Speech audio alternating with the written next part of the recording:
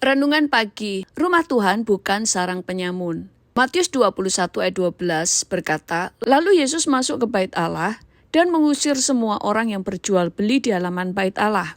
Dari pembacaan Alkitab Matius 21 ayat 12-17, kita akan mendapati adanya tindakan tegas yang dilakukan Tuhan Yesus terhadap orang-orang yang telah menyalahgunakan bait Allah. Semua orang tahu bahwa bait Allah hanya digunakan untuk beribadah, bukan untuk hal-hal yang lain, sebab rumah Tuhan adalah kudus.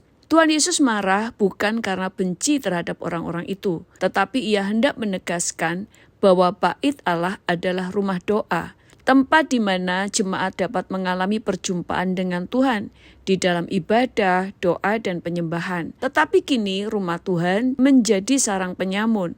Kenapa orang-orang menyalahgunakan bait Allah ini? Karena mereka mendapatkan keuntungan dari apa yang dilakukan.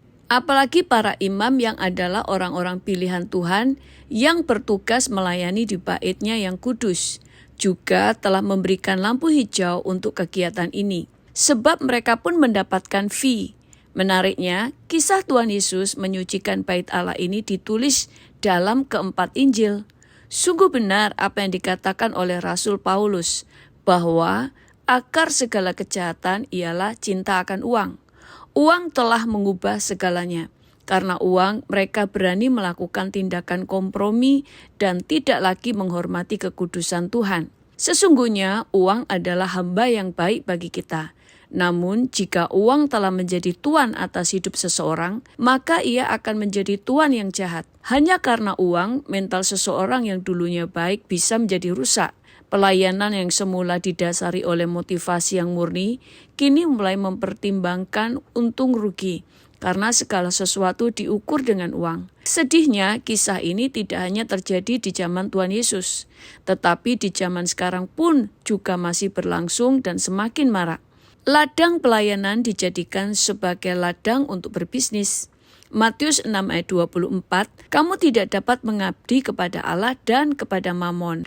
Demikian juga di dalam kehidupan kita. Pelayanan kita harus murni dan kudus. Demikian juga jangan sampai gereja dijadikan sebuah perusahaan untuk mencari keuntungan. Tetapi biarlah gereja tetap kudus, dipakai untuk melayani Tuhan, yaitu gereja dibangun supaya setiap orang dapat bertemu dengan Tuhan. Gereja harus melayani jiwa-jiwa dengan benar, supaya banyak jiwa yang diselamatkan dan gereja tidak menjadi sandungan.